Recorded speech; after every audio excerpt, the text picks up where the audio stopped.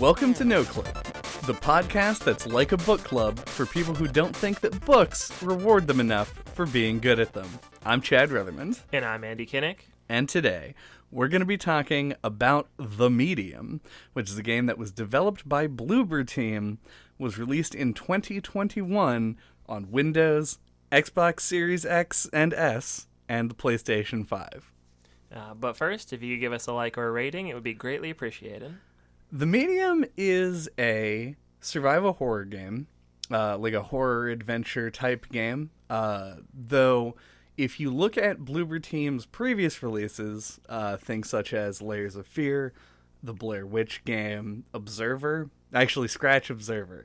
If you look at Observer, you can see a more clear through line to this one. Mm-hmm. But they obviously wanted to make something that was more of a traditional gamey game with this. Yeah, on the Wikipedia it says this is a psychological horror game. Mm-hmm. I personally kind of think of it as a survival horror game, but we can get into the hair splittiness of genre talk in a minute. But we've been primed on hair splitty genre talk recently. We sure were talking about it the other day. But yeah, it kind of operates like older survival horror games like Resident Evil or Silent Hill, where it's got the fixed camera angles and it's about like kind of exploring an environment, etc., etc. Yeah.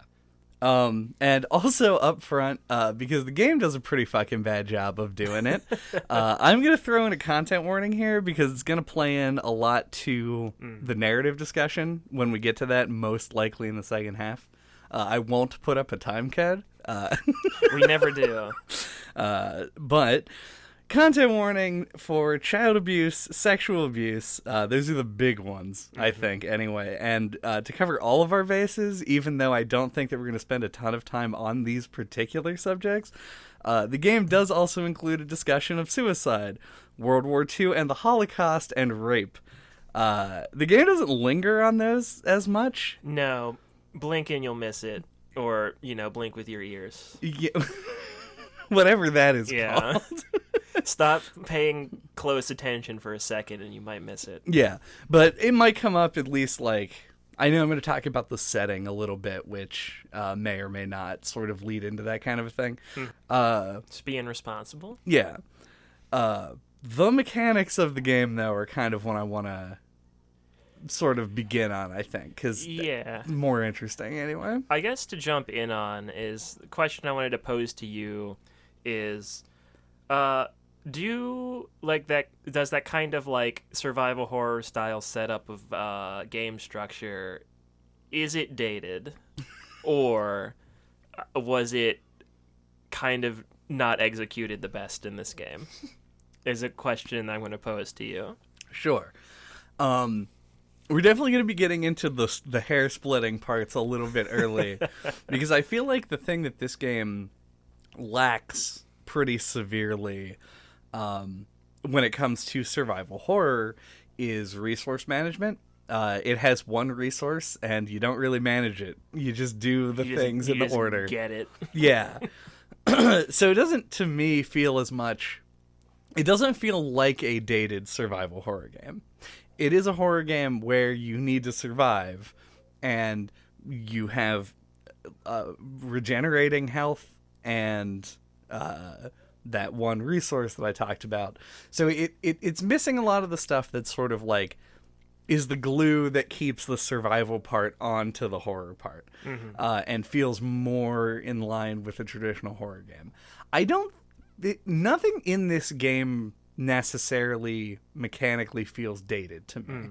Yeah, like, because I wasn't even like trying to get more at like the survival horror specific elements so much as like the really zoomed out like controlling a character with the pre-established camera angles is like when I was playing it I just kind of felt like it felt kind of like an old, like, I don't know, because like when we played Silent Hill 2 I did not think about this for 1 second. I just kind of accepted it's an older game. But while playing this, like something new that's in that like very general style, it just felt like it maybe it was lampshaded or highlighted because it doesn't really bring much new to the table. Mm-hmm. So like I kind of focused on that. It was like Maybe people don't make games like this anymore because it feels a little played out. Yeah. And I kind of wanted to explore that, I guess. I think that the word that the kids would use to describe what this is, let me check with my younger friends here. Yeah. Uh-huh. They've told me I've phoned them with my rotary phone, and they've told me that they would refer to it as a throwback. I think that is like specifically the camera angle thing. Like, yeah, just like the controlling a character in that way just felt kind of dated to me while playing. Yeah, I can see that, and I don't want to say that I didn't notice it, but I did sort of love it. Yeah, I like it too. I just was thinking about that. Mm-hmm. It is definitely an older thing and not something that most developers would do. Like, you won't see a AAA game with a fixed camera in this style of game, probably. I don't want to say ever again, but it's extremely unlikely. Mm-hmm. So it's a good thing to call out, I think. Did it make navigating areas of the game harder for you? No. And I don't know how much of it has to do with that, like, old games literacy that we've been talking about lately. But it definitely had, like, some jankiness where I appreciated, once again, that it didn't have tank controls. Once again, proving that those were unnecessary. But well, we've got 2 analog sticks now. Yeah, I know. But you don't use one of them. You don't control the camera in this. That's true. I don't remember if there's any use for the right stick. Yeah, but I'm sure it does something. But yeah, no, it didn't cause any speed bumps for me. There was some kind of like that awkward, like kind of like walking into a corner, like you're trying to because in this sort of game you're always looking for like items to inspect, so you end up kind of like awkwardly going around the perimeter of a room, which would be smoother, I think, in just like a regular third-person camera sort of situation. Sure. I mean, you do have to deal with like the camera bumping against the wall kind of a thing if you're like really around the outside, but I see where you're coming from and agree. Yeah, but mostly it wasn't an issue for an old person like myself. Stairs would be my one thing. I feel like there were a lot of instances of places, and stairs is not actually fair. Stairs in the first area, and then further on, like, other general geography. Like the staircase that was like locked and you had to use like the bolt cutters to get into. Yeah, and also the staircase that's like broken, which I think is the same staircase but on a different floor. Yeah, maybe. Those, like, there were many times when there would be like some kind of impediment to your movement that you just couldn't see because of where the camera was placed. So you would end up walking and then your character would just sort of stroll in place for a while and you're like, oh, okay, I'm doing something wrong here. Which is like, I don't want to say it's unavoidable, but it might be really inconvenient to try and avoid it. So I don't necessarily hold that against it. Yeah, no, me neither. It's just something I thought about, like, so people like us who may have like played games like this when they were like what was like new and popular. It's not going to stand out, but like I had to wonder if like a teenager played this now, would they have friction with it? Yeah.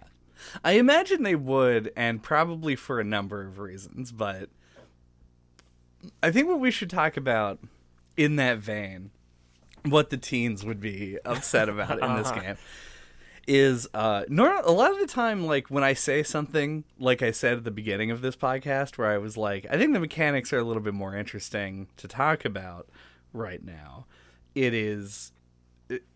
I normally would then go in to explain why the mechanics are cool, but we kind of already have described the majority of the mechanics in the game.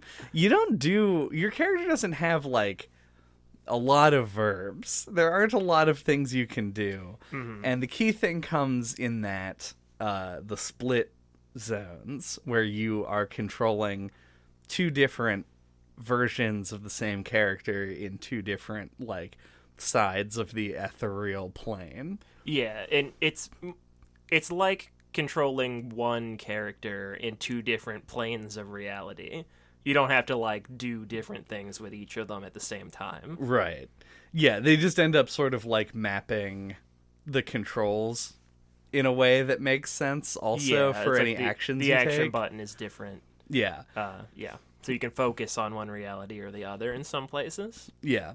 And I thought that this was very cool and ends up being more of a quirk of level design than anything else because they are effectively the same maps, but they contain different things in them that can only be interacted with by one side or the other on occasion. And so most of the navigation and puzzle solving in this game is centered around this idea of the two worlds overlapping and how you can interact with it in different ways. And, Link to the Past exists. Like, it's not like having a light world, dark world is a new idea, but I think they execute it in a cool way, and also it's the most, like, taxing on the newer hardware part of the game because it's rendering two things happening simultaneously. Yeah, my laptop's a few years old, and it ran the game fine, but when it did the split, it was not happy about it. But yeah, I also thought it was very cool, and there's some standout moments with it, like the part where you had to manipulate the clock to like different like time periods, and then to open up the secret back lab or whatever it was is cool. But it kind of felt like they left a lot on the table with the idea to me. Mm-hmm. Like they could have done a lot more with it. Like I thought it was really interesting at cutscenes, because like your ghost self would be interacting with Sadness or like a character who was dead. And for people who haven't played the game, Sadness is a character. Yes. It's like she doesn't remember her name, so she goes by Sadness. Right. So she'll be talking to her in the ghost dimension, right? But then you also still have your regular, like your alive human self in the regular world, who's just also like moving around and interacting, but against nothing. Mm-hmm. And I always thought that was really cool. But yeah, I felt like as far as like the puzzle solving goes, as I said, there were some standout moments, but it kind of felt like it never really built on the idea. And it was kind of like just doing the same kinds of puzzles, like maybe like 4 or so times. Yeah. It's like there are 3 genres of puzzle in the game that use the 2 different zones. Mm-hmm. And it's like you have the cool ones where I forget what they're called. They have a name, like an in-lore game name. Yeah, I know. There's the one where you completely split off your ghost self and you just control your ghost self. That's called an out-of-body experience. Right. I'm talking about, though I would have also forgotten that. Yeah. So I'll put that in the old data banks. But there's the clock. There's the clock, and there's the room that spins. They have a name in the game that they say. They're like, oh, this is a fucking portcullis or some shit. I don't think that's it. I don't remember. But it's like got a name. A portcullis. But whatever it is, that is the best one because it requires you to sort of like actively use both sides and figure stuff out. But then you have like the pick stuff up puzzles.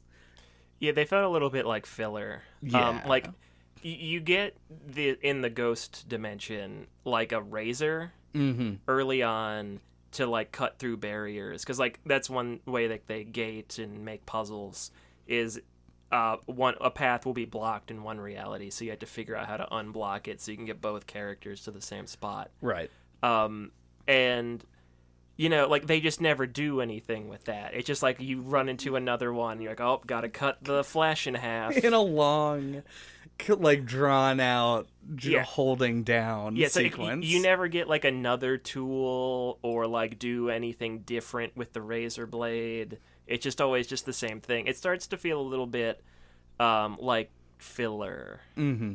It was in spots. It was like 2/3 of the way through the game, I noticed there's a setting that just automatically does the razor and also the bolt cutters.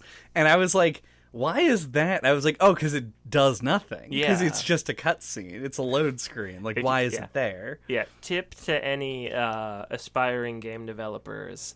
If you feel like you need to put a setting like that in your game, then you might want to rethink it. Yeah. Either come up with something interesting to do during that. Like, it would be cool if there were enemies There's not in the game at all. There's one enemy. Yeah, if you want to count the little plants that whip you. Oh, yes. Or the moths, which I wouldn't. No, those are like traps. Obstacles. Yeah. Yeah.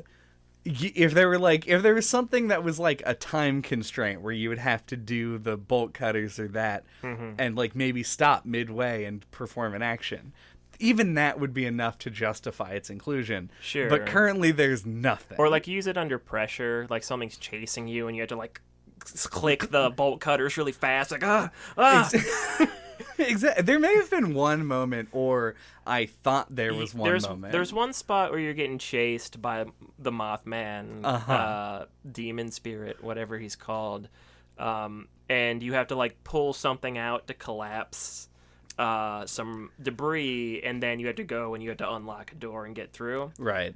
So it kind of feels like you're under pressure there, but I think once you block the path, you're totally fine. Right. That's the thing that came to my mind. That is most likely what I was thinking of, and just never had any evidence that it wasn't the case. Yeah. So, yeah, those things are real stupid. And then even the third thing that they do with the dual purpose thing is there's this whole section where you're like jumping through mirrors and going between the two worlds. And I really wish they would have used the spirit world as something other than a navigational hazard sometimes. Yeah. It has a cool enough visual design. It felt a little derivative of a few things, but I'm not going to hold that against it at all. Sure. I wouldn't be able to name them, so... Yeah, like, it reminded me a little bit of, like, the Fade from Dragon Age, and a lot of the visual cues were, like, looked like fungus or mold. Like a Last of Us made me think a thing? little bit of The Last of Us, but, like, there's just some other stuff. In, like, Hell, in Hellblade, it was, like, a weird, like, brown, ethereal, like, ghost thing. What was I saying? I lost my train of thought thinking about cool visuals. Like the ghost dimension, while it does look cool and all of that, it does feel like, yeah, it's only used for puzzles. Like you don't really spend a lot of time in it. Yeah, I feel like you want to see more of it. You want to explore that more, or like it to be involved in the story a bit more than it is. Yeah. Anything to sort of like spice it up, because I think that this game has a lot of unique mechanical ideas. I was just gonna say, I just got this idea of if you've seen the horror film Insidious, there's a kid in that who like can unknowingly like astral project, and he like meets a demon in the astral plane or whatever, and it like possesses him. So like a part where your spirit medium self just gets separated from your body, right? And like you have like that anxiety about like you have to get back, or like, you know, like something cool like that. Like we had to spend an extended period of time in the ghost plane, and it feeling like tense and like I need to get back. Yeah, could have been cool. But anyway, I interrupted you because I was struck by inspiration. Yeah, to make it even more derivative of something else. Yes. No, I mean, all I was saying is basically reiterating what you said a little bit ago, which is that it just doesn't build on its ideas. Yeah. It has, like, one idea, and then it just does it. And then I think they thought the game was too short, so they did it a couple more times. They're like, we don't need to build out ideas. Just use them again. Well, I think the line of, like, the timeline is, like, cool idea, implement it. We don't need to build on the idea if we have a bunch of these ideas. And then we need more content for the game, so let's copy the ideas we had and paste them throughout. Because this game did feel like it drug on a bit. And in addition to just reusing stuff, it sort of loves to digress and make you just go through. Like, there's only a few places in the game where you're actually controlling in both worlds. Yeah, it does come up surprisingly infrequently. Which I felt was like the selling point of the game. Like that was the cool part that I wanted to see. Yeah. And they didn't really do much with it.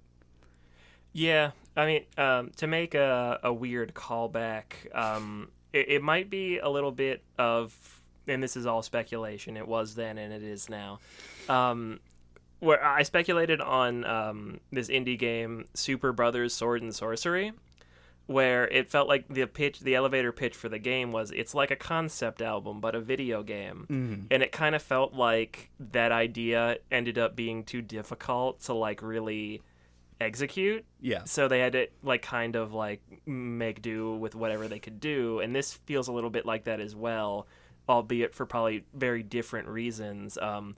It seems like it's I don't know if it's like the way it's programmed or whatever, but like, yeah, like my PC struggled to run the part where it was split, and it's probably a lot more graphically intensive. And they probably ran out into issues with that and felt like they needed to do less of it than they maybe wanted to. Yeah, and that's probably true. Like, Bloober Team at this point is an experienced developer. Like, they've made a number of games, and some better than others, obviously, but like, this is now on new hardware, and we don't know the size of the team offhand. I'm sure I might be able to look it up. I've heard people reference Bloober Team as a small team. Yes. So...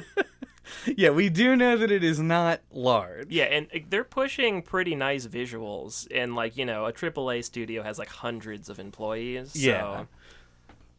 There's definitely something going on there. Like, especially to put out a game that is like looks this good and is on like a bunch of different platforms and it functions on all of them, and the game is like probably 8 or 9 hours long-ish. Something like that. And so everything together, I feel like sort of adds up into I'm getting a clearer picture that maybe some of the stuff didn't get built on because there were the foundations that they were made on top of were not the most sturdy. Yeah. And that could lead to some of these design issues. Yeah, or not the most feasible with their budget. Right. But yeah, I mean, still though, looking at the end product, I wish that there was more done with the interesting stuff. And on top of that, I kind of wish that the stuff that was done had a little bit more substance to it. Yeah. It feels, a lot of the puzzles and stuff feel very rote. There are very few things that I had to stop and think about. One thing I found myself feeling with this is it almost kind of feels like it's stuck in the middle.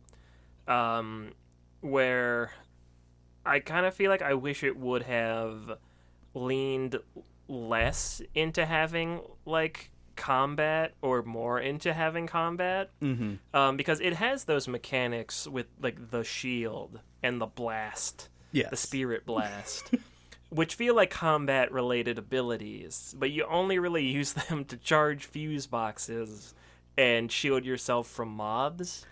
Like, it feels like maybe, and once again, speculation, that the game they intended there to be more enemies, like in a Resident Evil or a Silent Hill, and then kind of cut that stuff, but then kept those mechanics and used them for something else. Yeah. Like, yeah, I wish it would have, like, leaned more into the psychological elements if it wasn't gonna have combat. Right.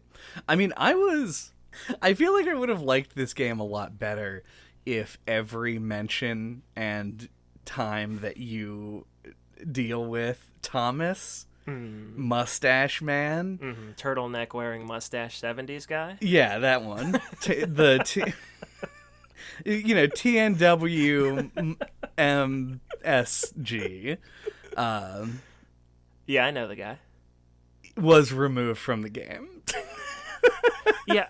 Like, it emphasizes so much that there were other ideas for those mechanics. Because when you're playing as Marianne, you have the shield to get through areas that are impassable. Sure, puzzle mechanic. Makes sense. You have to charge up a meter and then use the meter to get through the mobs. And it's like a flavorful way of putting a key in the game. Sure. Instead of picking up a key that says key to door, the door is moths, the key is spirit power. Yes. Love it. Great. And the blast being used to charge up fuse boxes is also cool in like a ghost trick way, where it's like, oh, the ghost can't do a lot in the real world, but it can do a little bit, and so that little bit is then you do the thing. And then when you're fighting the guy, who I do want to talk about in the mechanics section at some point. Yeah. It gave me a tool tip that was like, oh, if you're caught, use the blast. and you get a second chance. I was like, I thought that was just for fuse box. for me, that tooltip always felt useless or tone deaf or something. Like, because anytime I ever got killed by the Mothman guy or whatever would have killed me, it was because I didn't have any spirit energy. Like, I couldn't have blasted if I wanted to, because I would have definitely tried that if I had the ability to do so. So I was like, I don't know. It just seems weird. Like, in play testing, I feel like that would have been a complaint I would have made. I'm like, the tooltip's telling me to do a thing I can't do. Yeah, because they're really strict about when you can access those things. Yeah, it's pretty rare that you like. There's like maybe like 4 of them in the game. Yeah, There's and because they're puzzle solutions. Yeah, you can't just carry the puzzle solution from one puzzle to another. Yeah, one. I do like that it's represented as a part of your character. Yes, like your meter is like on your arm, and you can tell how charged up it is. Like UI being on the character, like the Dead Space health bar, or like the Spyro Dragonfly or whatever, is always cool. I love it when games do that. Yeah, and I feel like everybody should love the Dead Space health bar. Oh yeah, it's super cool. Or like the Journey scarf. Yeah, any way of diegetically including UI elements is usually cool. Very cool. I mean, unless it's fucking hard to read, I guess. But you know, this one made sense. To an extent, actually. I feel like they should have explained it one time. Because I guess I hadn't thought about it. There's a part, it's like the first time that you have to navigate a moth hallway. I just like used the whole thing with the shield, and then there was just another part with moths. I didn't think to run when you're holding the shield up. It just seems like such a dramatic slow walk moment. Yeah. I didn't even try running. And then you have to like, if I can make a circuit of the hotel to go charge up again, and then be like, oh, I bet I could run. Yeah, that felt like an intentional moment of like tutorialization to me, like a invisible tutorial that like most people won't think to run, because you had to hold the trigger or the bumper to bring up the shield, and usually when you're doing that, you don't think to also hit one of the other bumpers or triggers on the other side. So I imagine most people will just walk through, run out, and have to go back and realize they can run to get all the way. Right. And now you know. Yeah.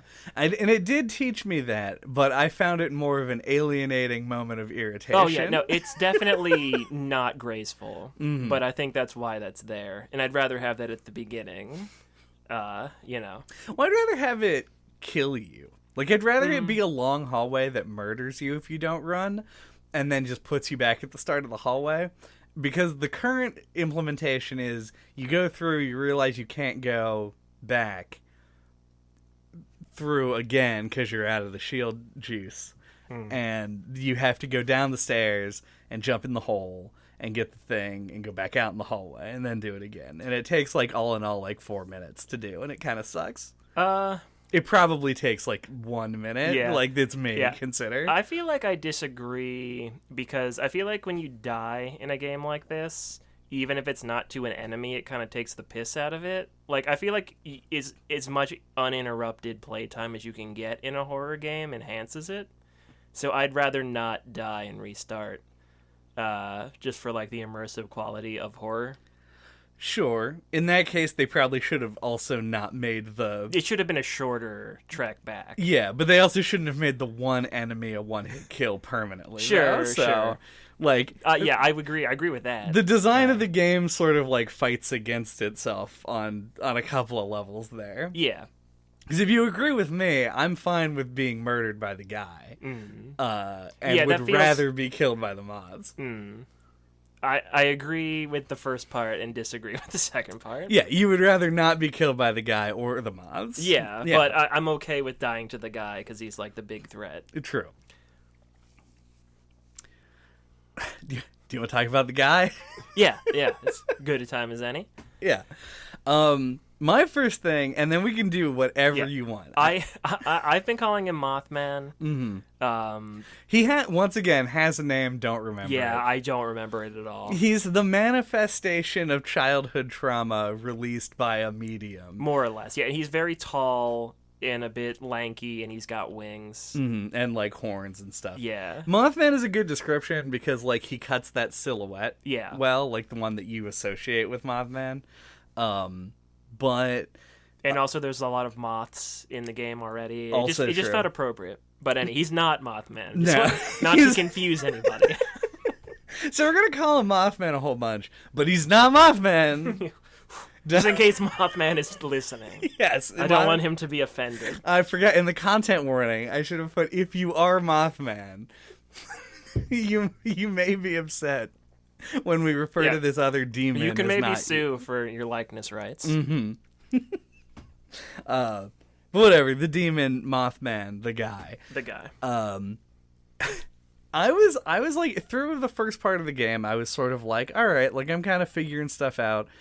I'm reading the notes. I'm getting an idea. And it got to a point where I was feeling like a little bland. Like I felt a little bored by what it was giving me. I was like sort of midway in between enjoying myself with the mechanics and feeling like a lot of the narrative stuff felt like it was taken from other media and was a little bit like overdone. The second I walked into a mental hospital, I was like, fucking put me down right now.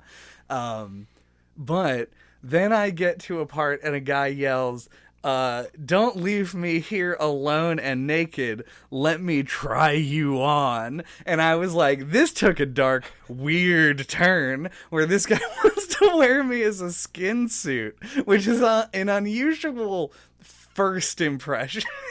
Yeah.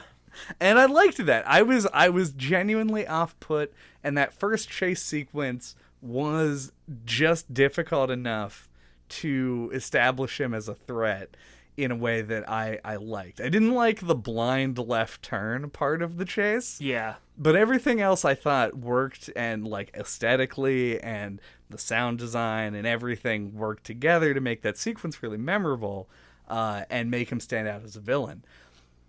And it's a real big shame that he fails to stand out as a villain for most of the rest of the game. I agree 100%. But yeah, that first chase is very cool and tense, and so are the subsequent ones. They use it just enough, I think. Yeah, and also, yeah, that blind left turn is kind of bullshit. I died to that at least 3 times. It actually kind of seems like the level design's trying to get you not to go to the left. Which is questionable. Yeah.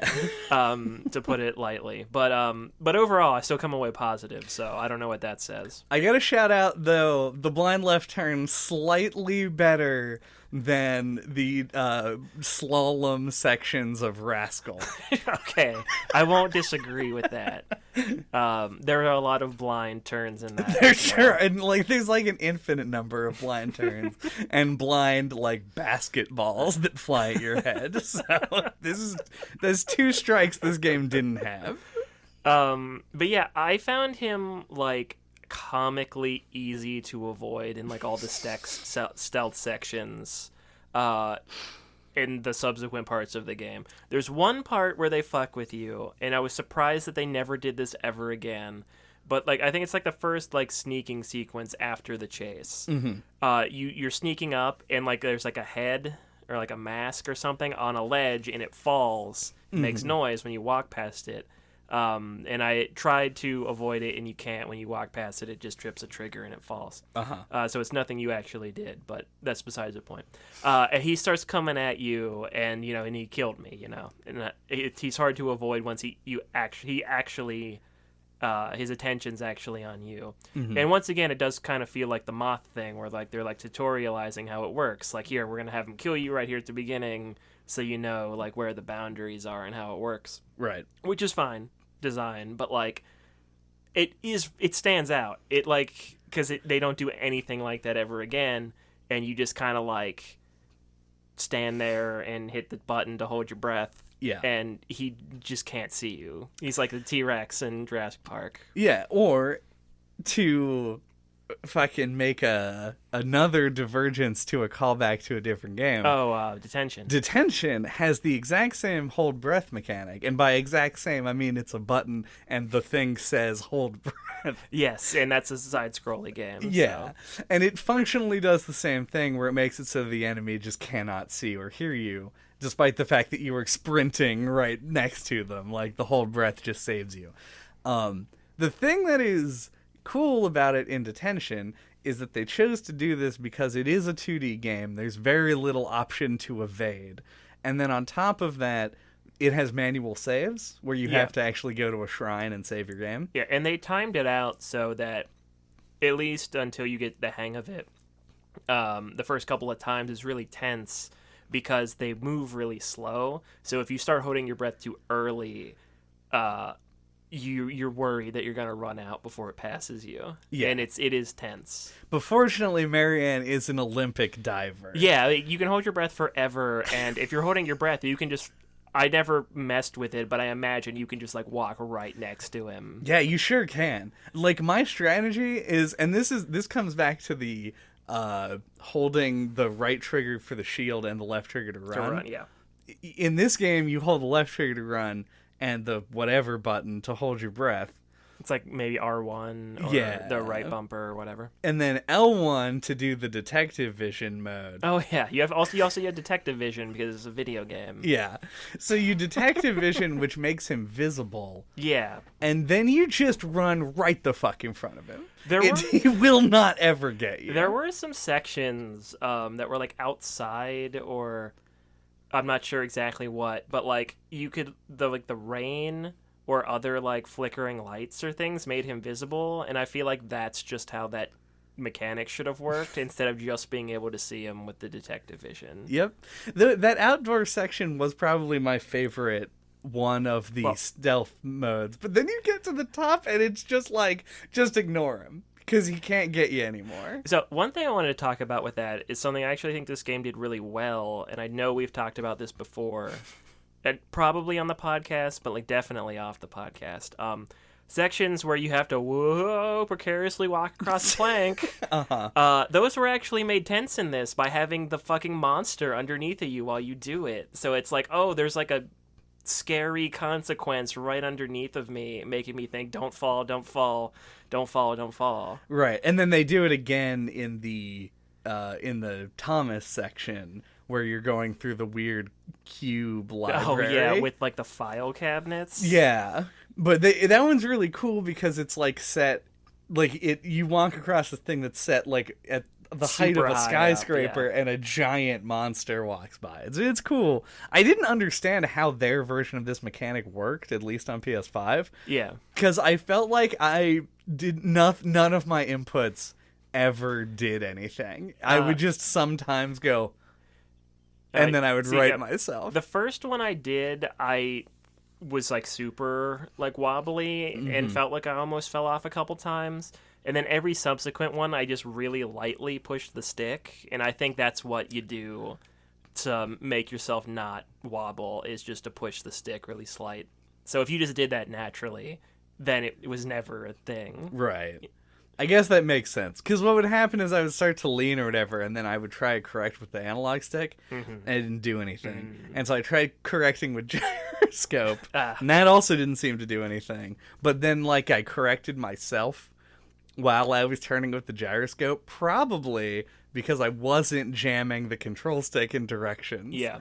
I didn't mess with it that much, but I think that's what the difference was. That would make sense. I just never really grasped it, and it didn't... You didn't firmly grasp it. I did not firmly grasp it, and it didn't end up meaning anything in the end. Yeah. But I agree with you, though. I think it is... And that, a lot of it pays to how good this game's visuals can be at times. Oh, yeah, yeah. Yeah. And that's, to me, that's what sold those. Mm-hmm. Also, we did talk about this on the podcast. Yeah, I assume we did. I just can't remember. It was on Hellblade. That did use the gyro. It did, yeah. We found out. After. Yeah, I knew. I think you and JJ were oblivious to it. That sounds accurate, yeah. Yeah.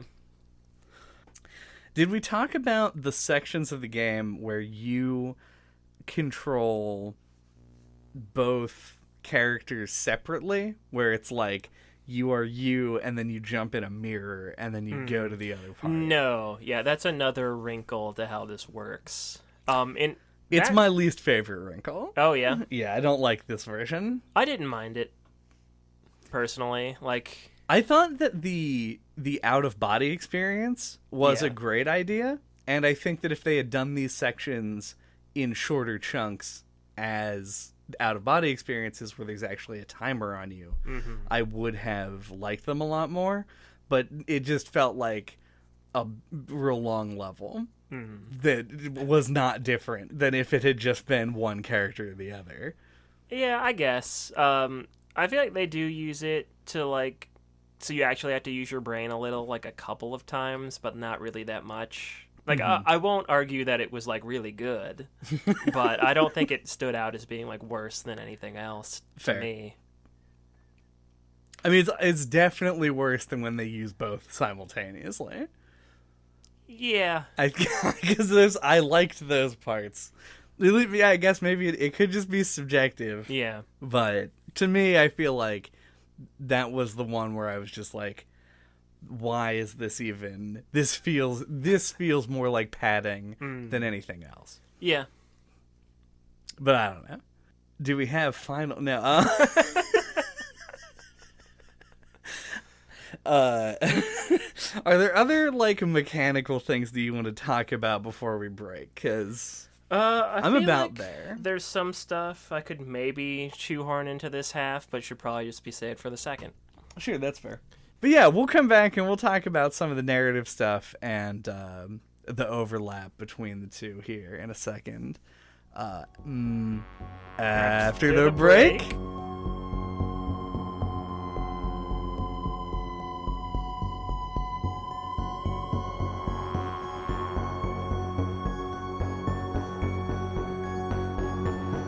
Welcome back. Good to be back. Good to have you back, Andy. Thanks. I'm always here. Sometimes I wonder, like, what if this is just me? So, on the second half here, I think we wanted to talk a little bit more about like the narrative and the tone and all that kind of stuff. And one thing I was thinking about was this game is like a very much like a survival horror length game. I feel like it's a similar length to something like Silent Hill 2, but it feels like so much less happens in it. So I feel like the story definitely has like some pacing issues. Yeah, that was part of like what I noted about the game on the mechanical end as well, where it feels like most of this game is front-loaded. Like, the majority of what happens in the first 25% of the game. Yeah, and even, like, the little tutorial area, like, at the funeral home apartment, like, stands out weirdly in comparison to, like, other stuff in the game. Yeah. In my head, anyway. And also the amount of time that you spend functionally alone in the game.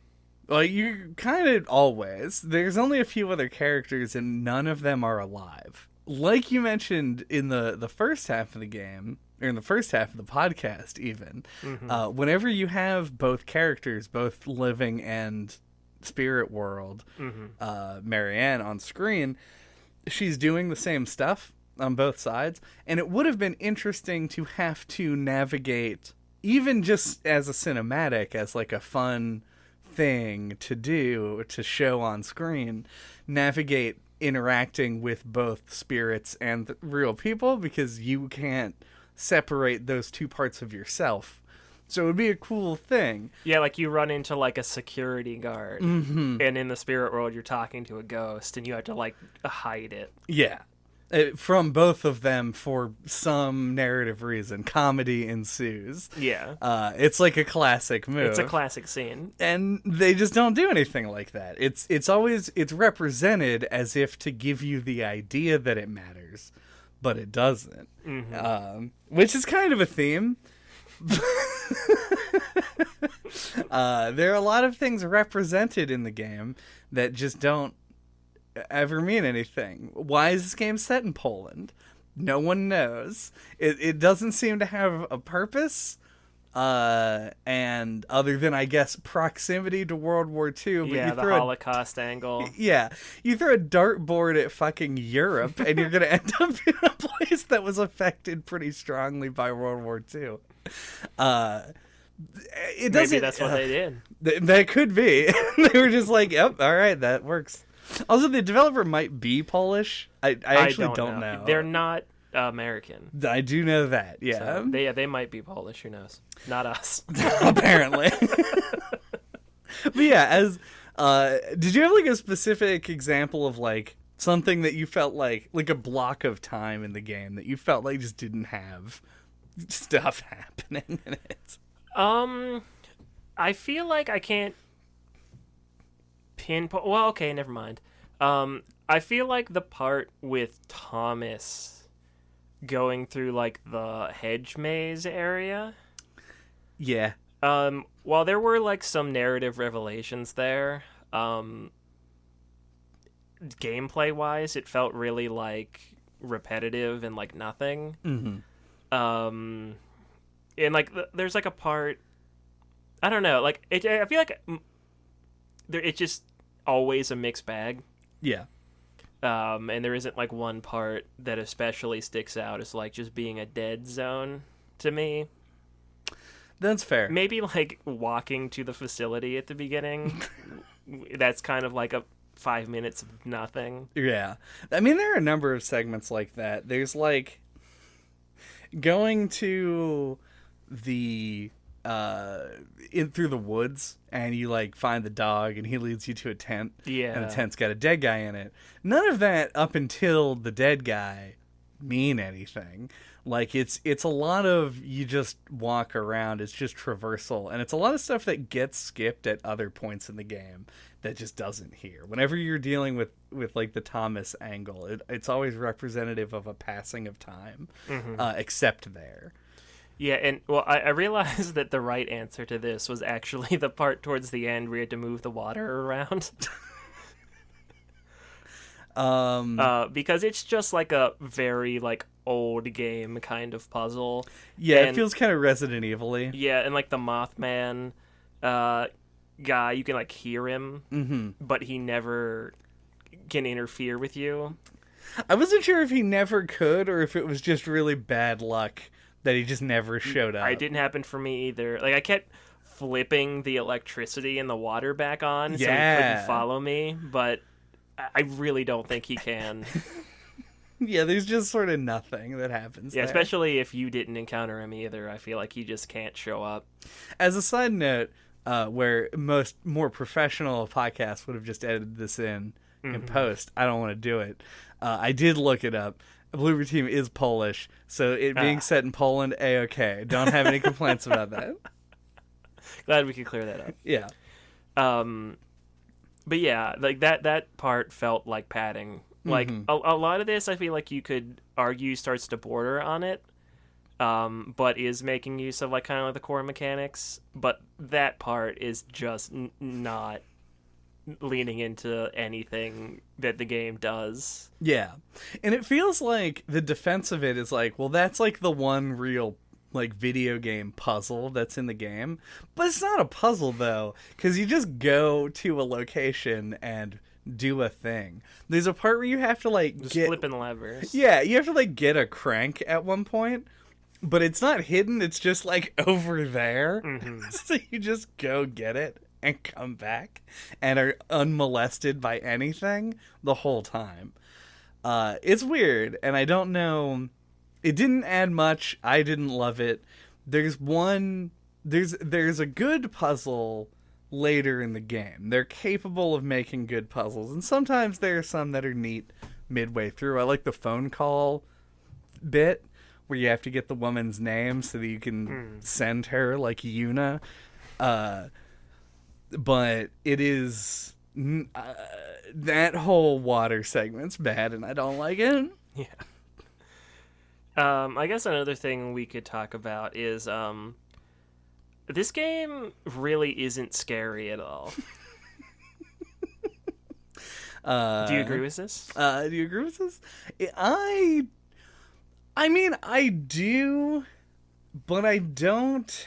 Except like some of the Mothman moments. Yeah, like I feel like this is just true of horror games near globally.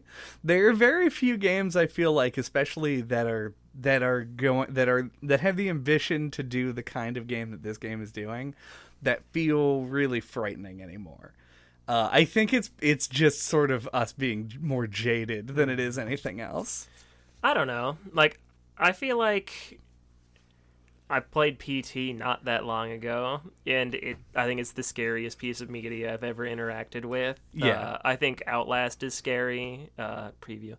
And I think something like Amnesia is scary. We played that just last year. Yeah.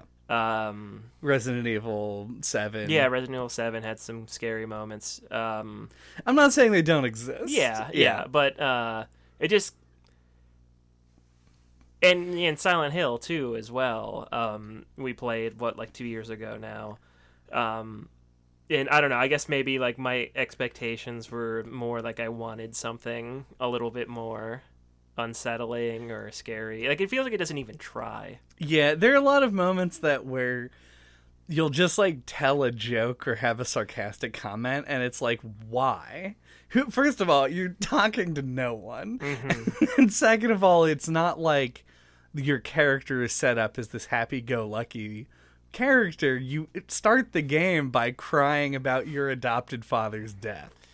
Yeah, I'm glad that you bring that up, because Marianne is something I wanted to talk about.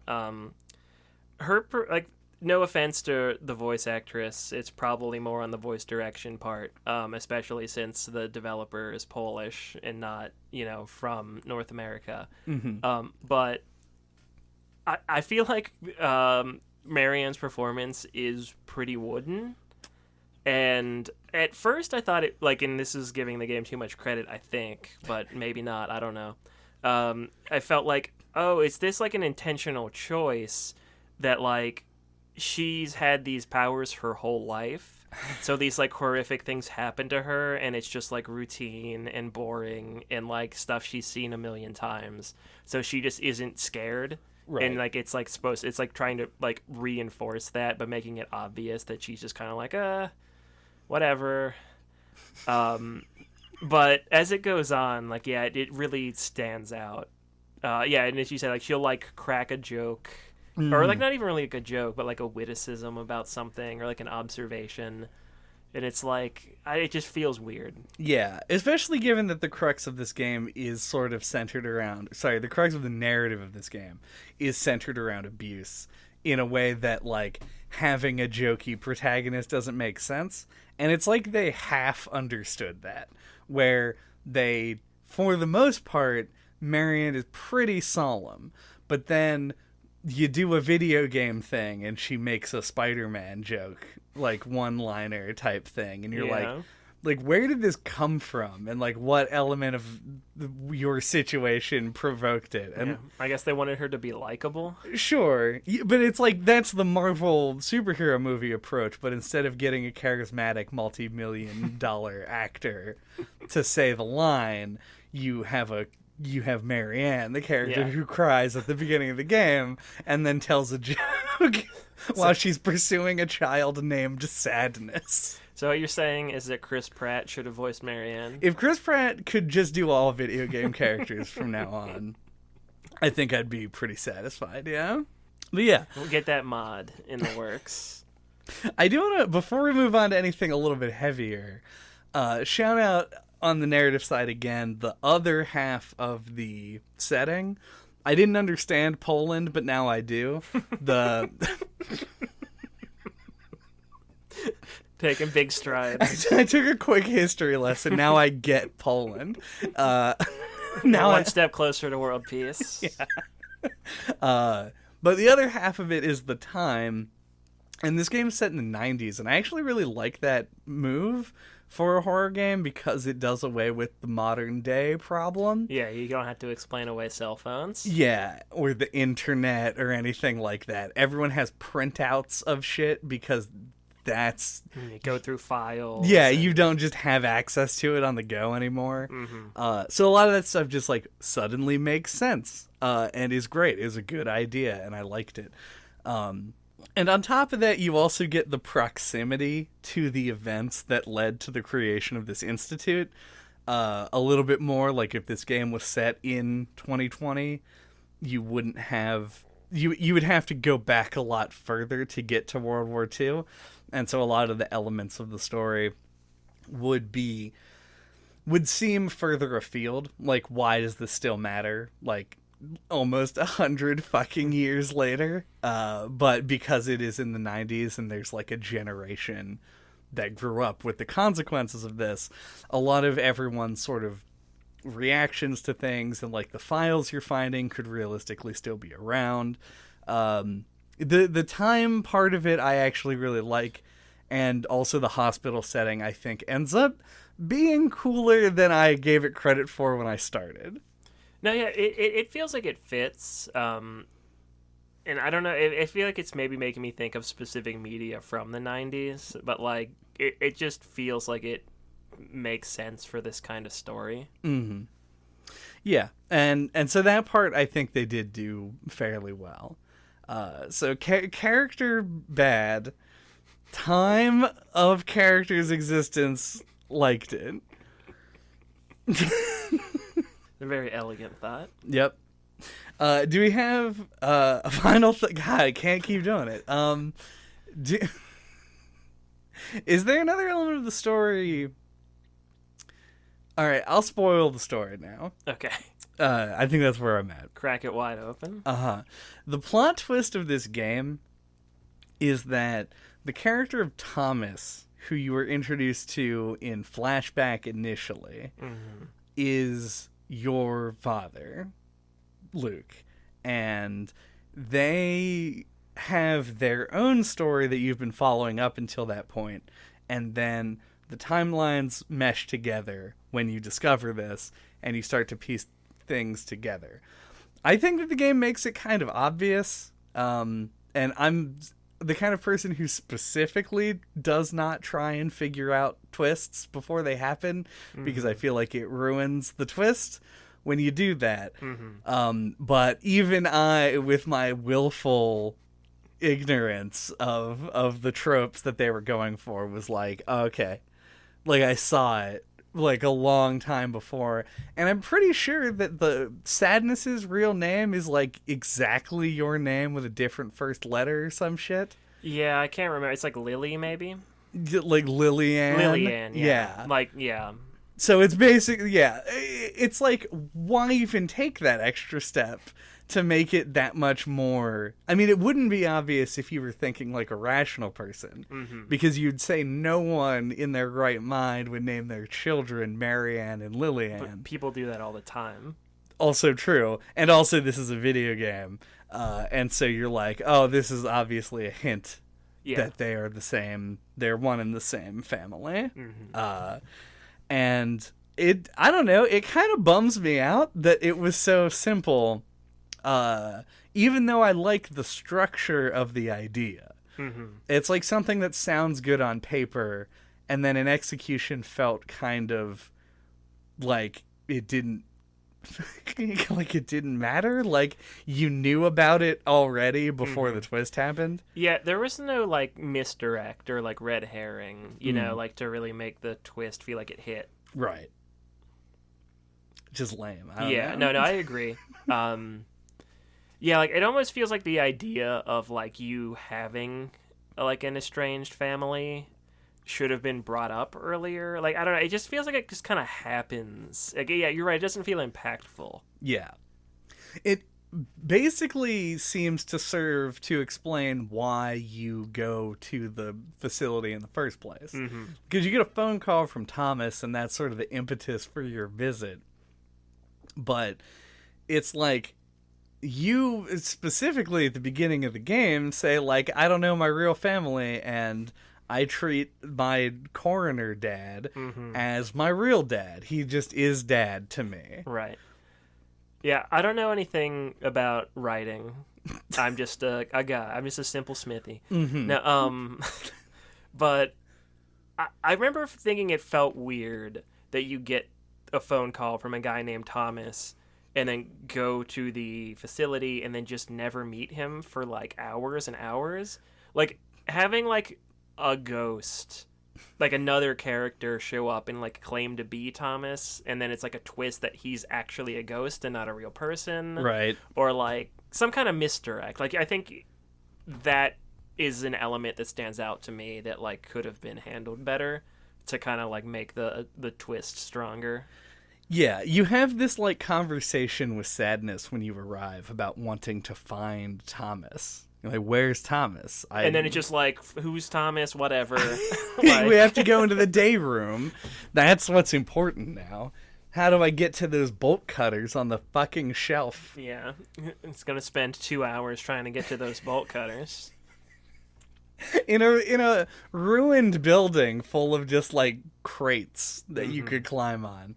I'm legally not allowed to complain about that as a video game critic, because every single video game does it. But the longer and it takes and more bored I am doing it, the more upset I am that you don't just stack a crate and climb up to them. It's just I just wish the game was a little shorter and there's a little bit dumb stuff, a little fewer dumb things in it. But yeah, and you spend some time with John. I've just changed his name to a more standard one. John Miss. Yes, John Miss.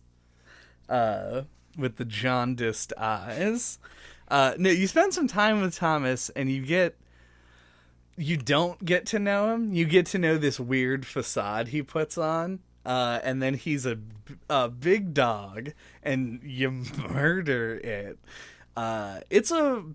I don't get it. I don't think I understand why Thomas he's also a medium and has a reflection version of him. Yeah. But the reflection version of him is like a big asshole. Yeah, he's like a weird like murderer, man. He's like very uncaring. He's like the bad cop. And he talks to him. Like, it's a fundamentally different power than you have. Yeah. Because you're the same thing. I liked that detail. It almost, once again, kind of reminded me of Ghost Trick, where the powers manifest differently in person to person. Sure, he has dog medium powers. Yeah. Yeah, he confronts the guy who molested Lillian. His daughter, which is Lily, yeah. Yeah. I don't have a ton to say. I got picked up on that, and I'm glad they did not go into more detail. But yeah, like I don't know. Yeah, there's only so many ways you can say it felt like there were some pieces missing, I guess. Yeah, because the stuff that I want to say on the abuse angle, it comes more at the end. Yeah, I actually kind of liked the part where they revealed that, like where you're stuck in the wheelchair. Yes. Like the sad old man trying to like be like, oh, I didn't mean it that way, sort of thing. I don't know. There's something about that. I thought the presentation was good in that scene. I feel like they handled that subject matter pretty well, but that's just coming from me. So I think that in that scene, I think they do. That's what I mean. Yeah. There's definitely I have like a personal belief that I think that art should, when it wants to be, when appropriate, should be transgressive. It should push boundaries because that's what gets people to think about it. Yeah, it's important to raise the conversation, especially in popular culture. Blah blah blah. If people could, like, if this game handled its themes better, and somebody played it and they were like, I never thought about that because I didn't grow up in that kind of environment, and then they become more empathetic toward people who are abuse victims, I would be all for it. I would be like, this is great. I'm glad they included it. And I'm glad they gave a good warning at the beginning about what was in it. But they don't, and they didn't. They put a warning at the beginning. Yeah, but the warning doesn't say what it's actually warning you about. Sure. The warning just says, like, it's basically the fucking TVMA. Like, this might not be suitable for all audiences. It's like, well, what audiences? Because, like, if you're an abuse victim, you can watch Dawn of the Dead. Yeah. Like, that's not going to do anything. But this game would fucking... Well, I mean, it depends on how you take it, obviously. But, like, yeah, I don't know. I think they do a good job in that scene because it gives motivation for the characters. And like you said, they don't go into a ton of detail on it, which is a good call because then it becomes exploitative and weird. Just uncomfortable. Yeah. I'll just jump to the end and get this out of my system. Sure, yeah. Please do. Then we can move on to something else. I have a big issue with the end of this game, which, for the people who haven't played it,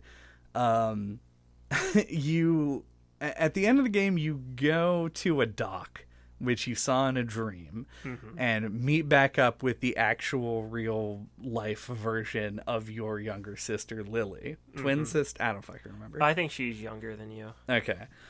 And she is like the monster that wants to kill you and wear you around the living room like you're a cocktail she'd dress. be like a bargain with it for their lives. Yeah, and it's tethered to her.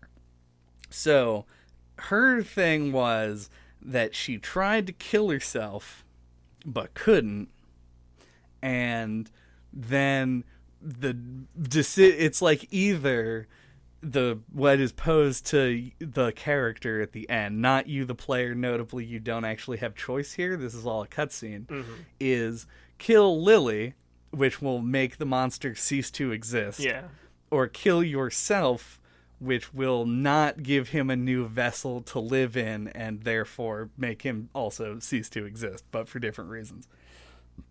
Taken literally, sure. It's fine. Yeah. Because, like, yeah, I don't know what killing yourself would do, because realistically, I imagine he could just eat Lily at that point and be like, well, I'm gonna die anyway. So might as well fuck you and fuck him too. And whatever, but that's some pedantic shit that I don't really care about. Yeah, I think it's implied for reasons not established that if Marianne killed herself, it would immediately kill the monster.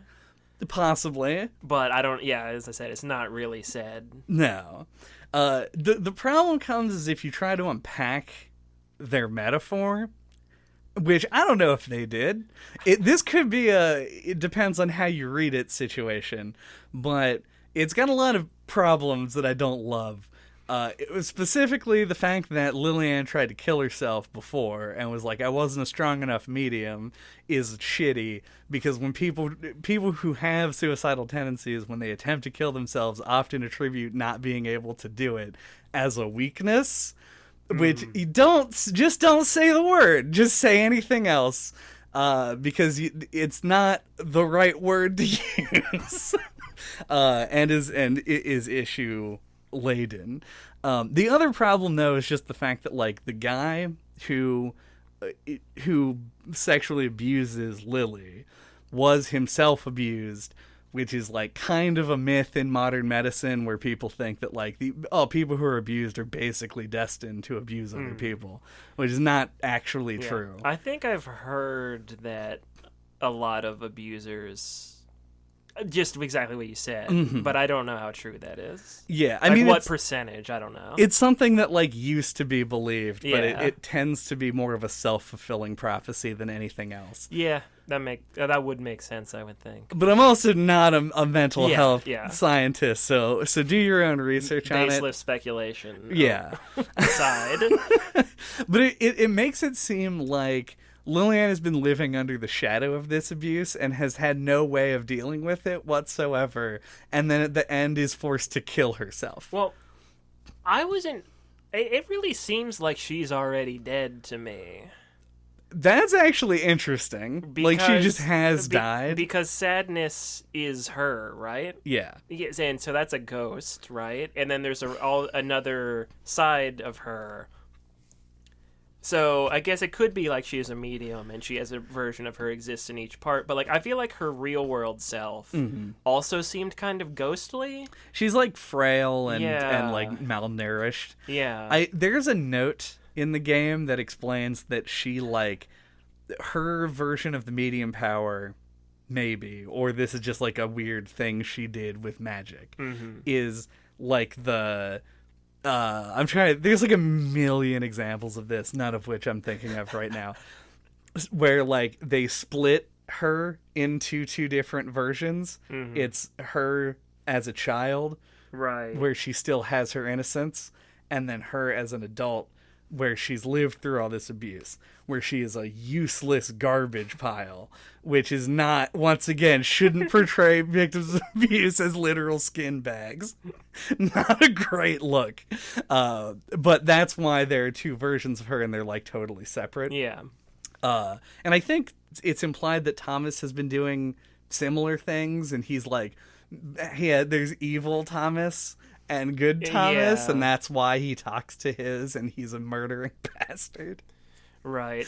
It's a lot of like weird sort of hoops that they jump through. I just Yeah. don't like how they handle the abuse part of it at the end, and wish that they didn't do it that way. You could shoot the monster. If you want the ambiguous ending, just like have the gunshot happen, but don't have a conversation about how they need to kill themselves. Right. I think Thomas even has this like line where he's like, remember, you can't save everyone. Like, what are you saying if you don't know this already? Like, you're just like, hey, you might have to throw your sister into a lake. I think he knows that the demon's tied to her and that she might have to be killed. But he doesn't want to just come out and say it. Yeah. It has to be cryptic so it doesn't give away the ending, Chad. Exactly. I mean, come on. Now, I mean, I don't disagree. My thing is I feel like the scene just happens too fast, right? Yeah. Like, I feel like a lot of the problems may have existed anyway, even if it was longer, but, like, it feels like that end scene doesn't get any build-up. Mm-hmm. It feels like you walk to it, and then it all happens, and then it ends. Like, I don't know. It just feels, like, really rushed. There's like a sequence where you're at the end of the dock, and she, like, gives you a gun. And the monster is approaching. And says, please kill me. Yeah, she's like begging for you to kill her. Yeah, to end my miserable existence, she says. And I was like, got the controller in my hand, like, let's do this next gameplay section so we can get to the end of the game. I thought they were going to make you pull the trigger, like MGS3 style. Right, yeah. Just, like, do anything mechanically, but it doesn't. You're right. It does just sort of, like, come on and then is over. Yeah. It's weird. It's weird. It seems like it's gonna have you make the choice, and then you don't. Yeah. Cut to black on gunshot. Classic trope. Yeah. Roll on snare drum. It's got like the House of 1,000 Corpses ending. Or maybe that was just a scene. I mean, it's been like 15 years since I've watched that movie. I've never seen it, I don't think. I just said, as if I knew what you were talking exactly. about. Yeah. There's a famous gunshot scene in that movie. I was thinking fade to black on gunshot is like from multiple famous movies is like an ending. It definitely but is. I can't put my finger on one specifically because I'm on the spot. Mm-hmm. Classic podcast occurrence. Yeah. Now I look like a poser. It's like you've never even seen a movie before. I know, right? I don't know anything. No, I don't. I just wanted to go through that because I was like, I don't know. Like, I wasn't real high on the game, but it feels like a game that was made with the literal interpretation of it in mind, and they didn't consider, like, going further with it.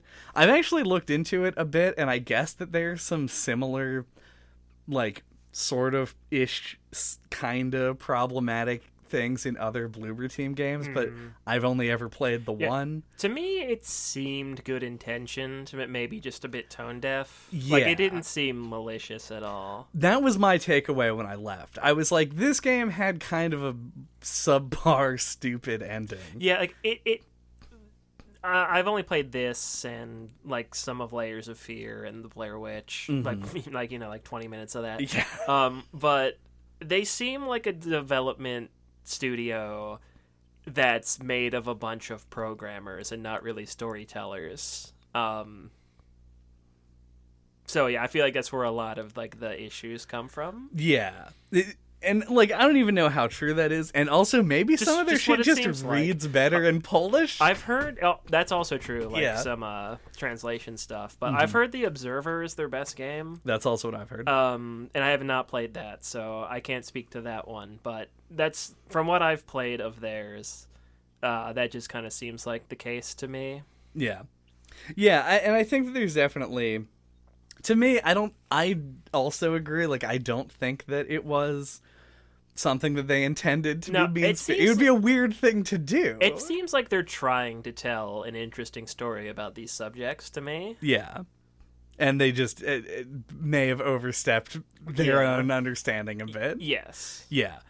That's my read. Yeah, I agree with that, but it does, for the record, very specifically, it doesn't, like, imply abuse or apply Holocaust victims. Mm-hmm. It just says them out loud with words. Yeah. There's no nuance to it. It's not like it's lack doing of nuance is also a good way to describe it. Yeah. So and it does pile on towards the end. It sure does. Like, yeah, like the narrative feels rushed at the end for sure, which probably adds to the issues. Yeah. So it just feels like the game obviously wanted to address these issues and potentially do them in a tasteful way. But it doesn't say anything about them when you interpret it literally, which I think is what they want you to do. It doesn't say anything about them that is, like, one, positive, or two, really correct. So they end up in a weird, I mean, other than, like, the Holocaust did happen, there is technically a contingency of people who don't think that that's true. And there were consequences to it. Yes. So, but that's it. So, I don't know. I think that they bit off a big amount more than they were able to chew. Yeah, over-ambition on something they didn't know a ton about. Yeah. Or maybe I'm full of shit. Let me know in the comments. Yeah. Let us know if the Polish localization is makes more sense. Let us know if stuff was lost in translation. Mm-hmm. That's what I want to say. Yep. Now to all 0 of our Polish listeners. Do you want to talk about the music? Let's. Or do you have other things to talk about first? No, we covered, like, the whole narrative as far as I know. My question about the music is, what is it that you want to say about it? Oh, it's just that they got. So there's 2 different composers, mm-hmm. And one of them did all the stuff that takes place in the real world, and one of them did the music that takes place in the spirit realm, which I think is a cool way to tackle that. That is very cool. And the person who did the music for the spirit realm is the composer for Silent Hill. Interesting. Yep. I did not know.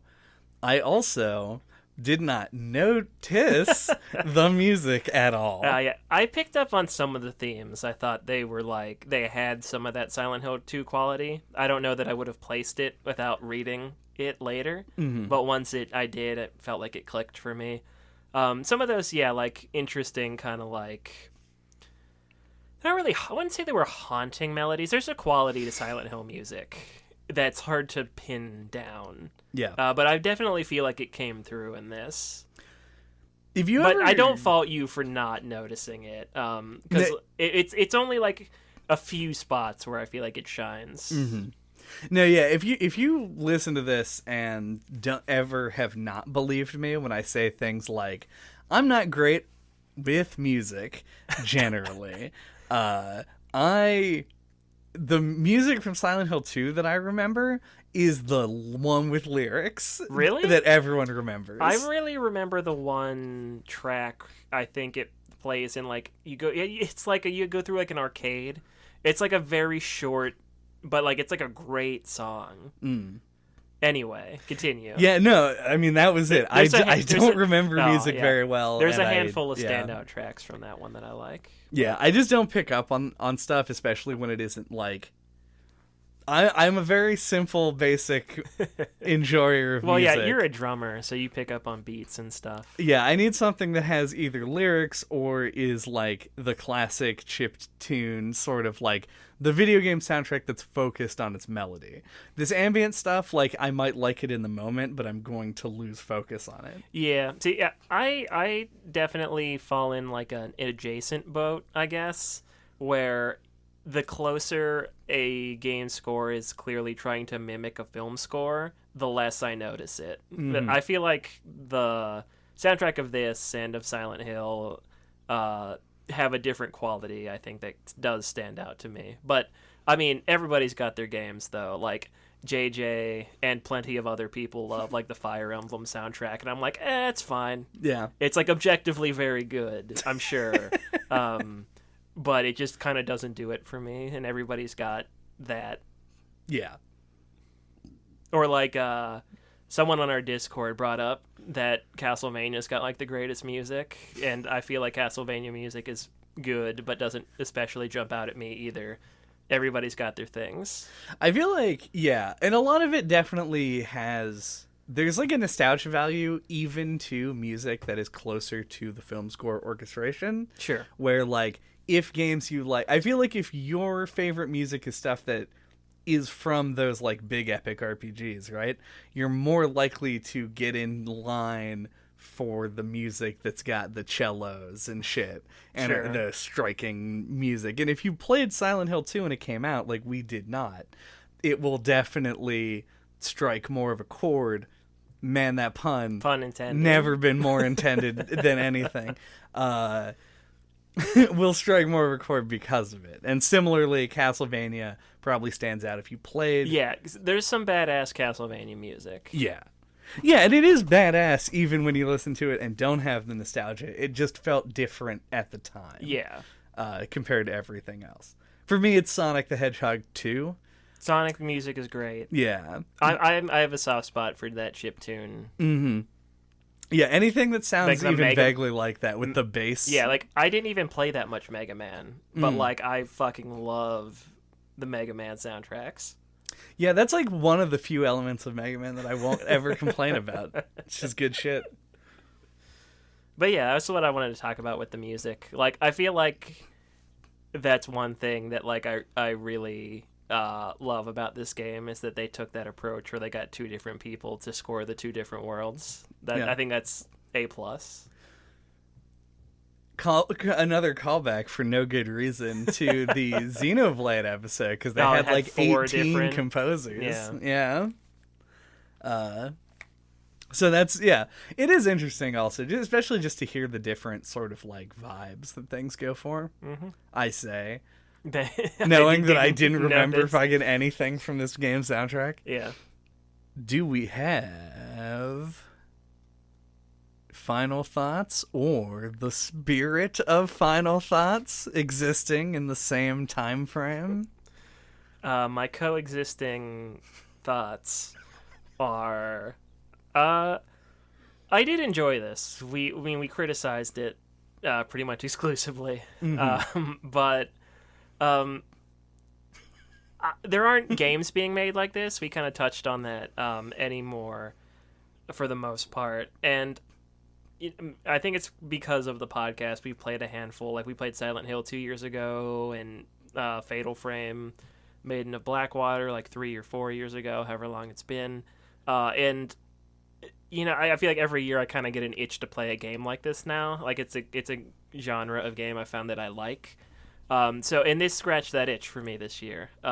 So I did enjoy my time with it. But I feel like most things in this game are, like, solid. Like, it has some stuff that's bad. But, like, most parts are, like, I'm pretty okay with. But I feel like pretty much everything just doesn't reach its full potential. I think that's the game's biggest flaw for me, is that it just doesn't feel fully realized or fleshed out. Like, maybe they overreached their budget, or maybe they didn't have enough time. Who knows? Myriad of reasons. Trying to push AAA visuals on a non-AAA budget, I'm sure, handicaps a lot of things. Like, we brought up Hellblade earlier. Yeah. That's another game where I feel like that was probably its biggest hurdle. And, yeah, this is kind of the same. But I really do applaud these kind of, like, AA efforts. I like playing something that isn't, you know, like a Resident Evil in the horror genre. So... yeah, I think this was definitely like a worthy entry into like the kind of pseudo survival horror, psychological whatever genre. You know, kind of.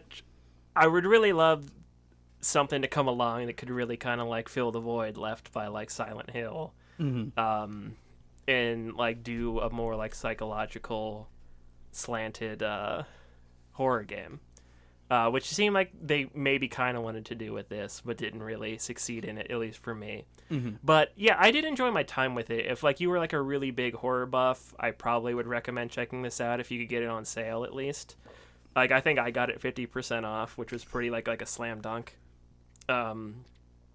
But yeah, like if you hadn't, like, you're a big horror fan, and if you hadn't played this and I had, I'd probably recommend it to you. Right. So yeah, like I enjoyed my time with it. It's rough around the edges and maybe a little bit deeper than the edges, but it didn't ruin it for me. Like I did enjoy my time with this because I got like that soft spot for this kind of game.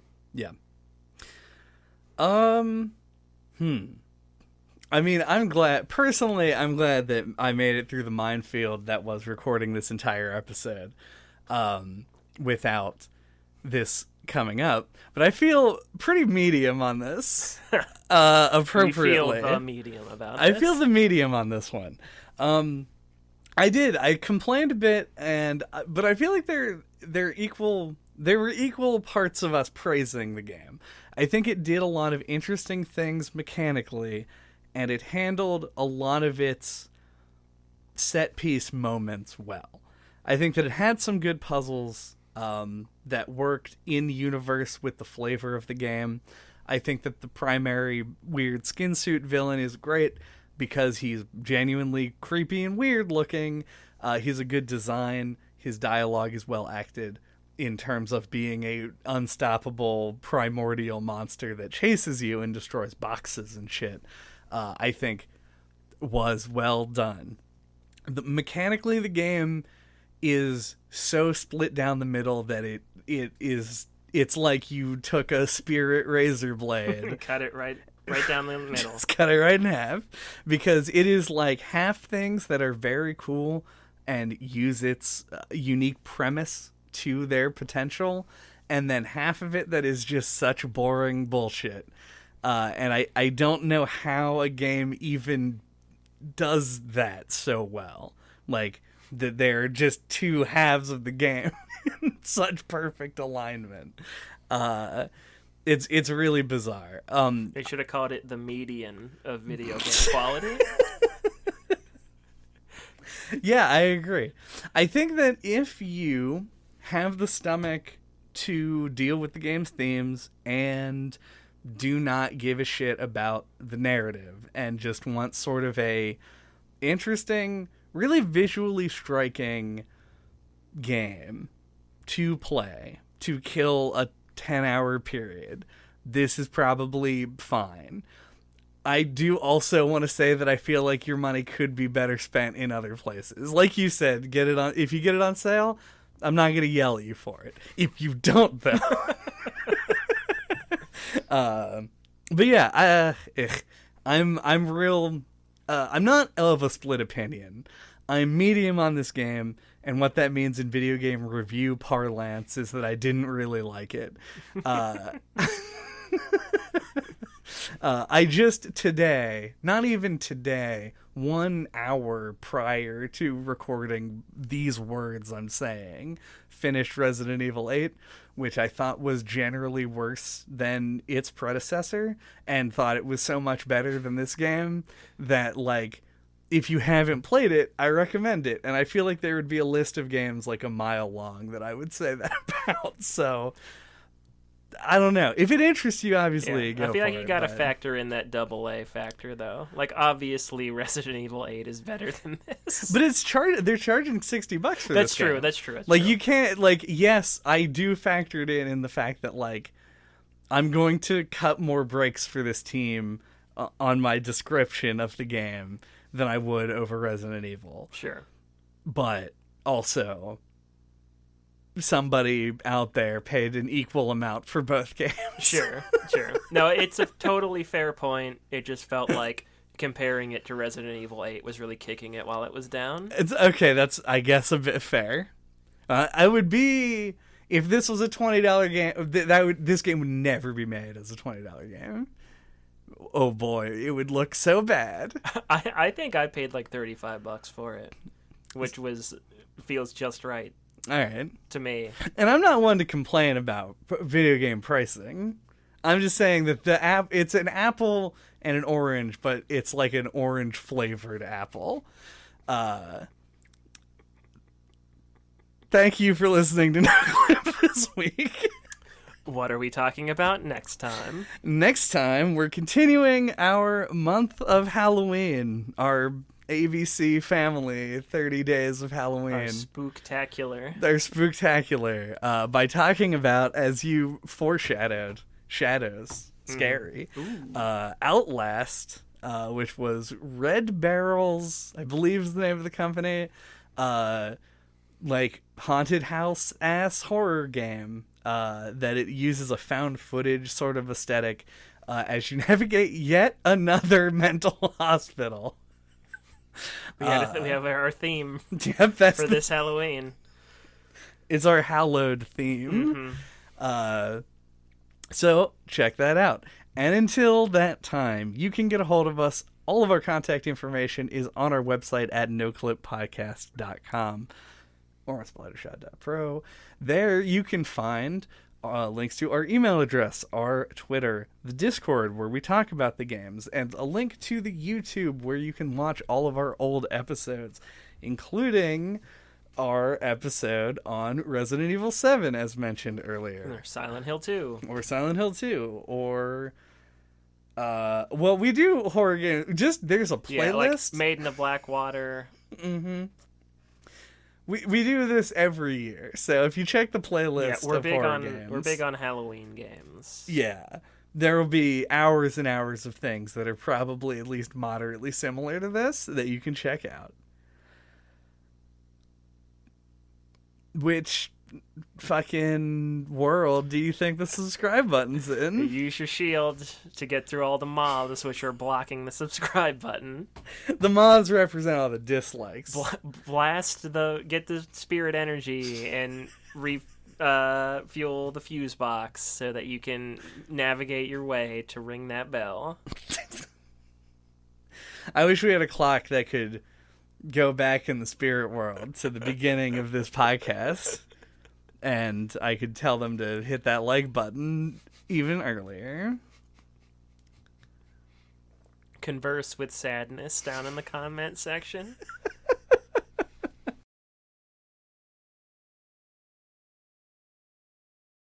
How do you go about being like, hey, we would like a human skull, please?